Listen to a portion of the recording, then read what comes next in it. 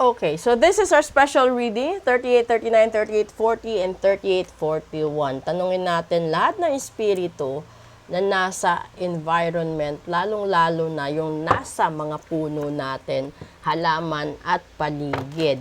So, tignan natin, ano ba yung mga factors, attitudes, or mga hindrances na nangyayari at meron sa buhay-buhay ng bawat tao kung bakit, no? Lagi tayong minamalas at nasasaktan, nasusugatan, iniiwanan, inaabandona, tinatalikuran kahit ginagawa na natin sa tingin natin yung tama at karapat-dapat. Minsan 'di ba humahantong pa tayo sa ipinaglalaban natin kahit baluktot dahil mahal natin ang isang tao, isang bagay o isang pangyayari. Una,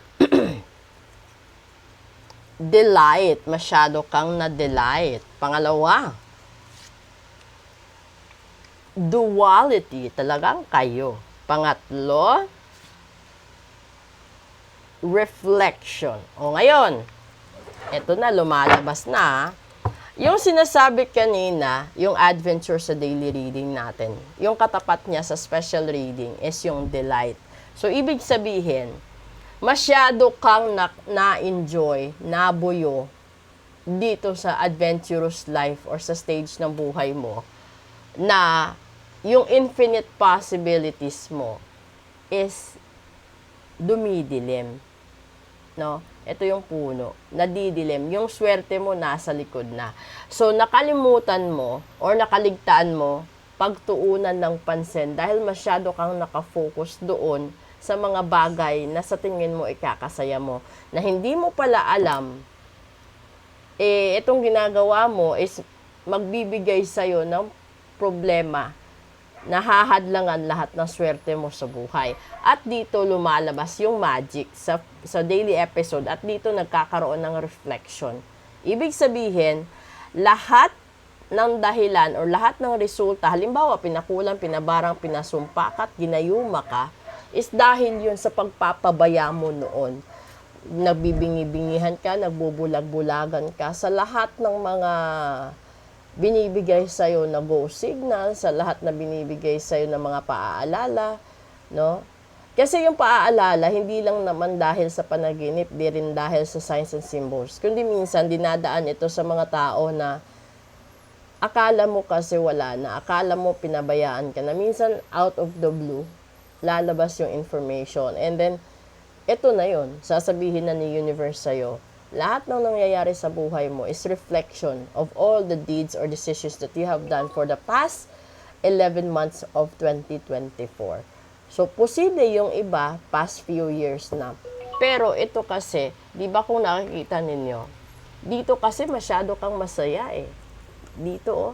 Naaaninag ka, ang ganda ng kulay mo. Lahat ng masama nasa likod.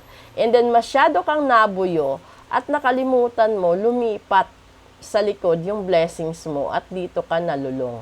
It might be nalulong ka sa bisyo, nalulong ka sa barkada, nalulong ka sa mahal mo sa buhay, or kahit ano, di ba? Kasi ganun yun eh. Pero yun yung mga gawain ng tao na gusto nilang mangyari sa'yo. Minamagic ka.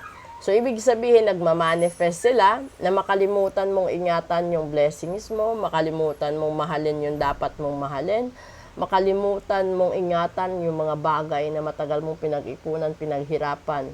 Ganon. Kasi, di ba, kapag yung tao truly, madly, deeply in love, hindi na nila naaalala ang iba. Nakafocus na sila doon sa mahal nila. At kapag yung tao na addict sa isang bisyo, wala na silang pakialam sa iba. Ganun yun. Hanggang sa dumating yung panahon na sasabihin na ng panahon, eto na. Ito ang tamang pagkakataon na idaan mo siya sa isang mahika para lahat maubos na, lahat mawala na sa kanya. Yung taong mahal niya, pamilya niya, kaibigan niya, trabaho niya, negosyo niya, lalong-lalo na ang kalusugan niya. Kasi ito yung mga panahon na darating yung mga tao susuko at magsisuicide din sa sobrang dami ng problema. So kung ayaw niyong maranasan ito, at ito binibigay ngayon sa inyo, this is a general reading, ingatan nyo, magpa-reading kayo, magpa-ritual kayo bago ang Friday the 13th. Okay?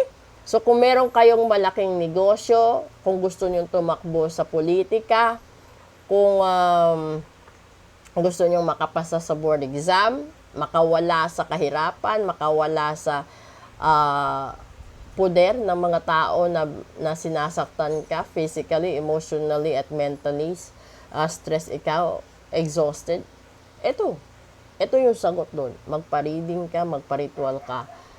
Gradual yung effect nito, hindi katulad ng magic na isang blink of an eye, it will happen.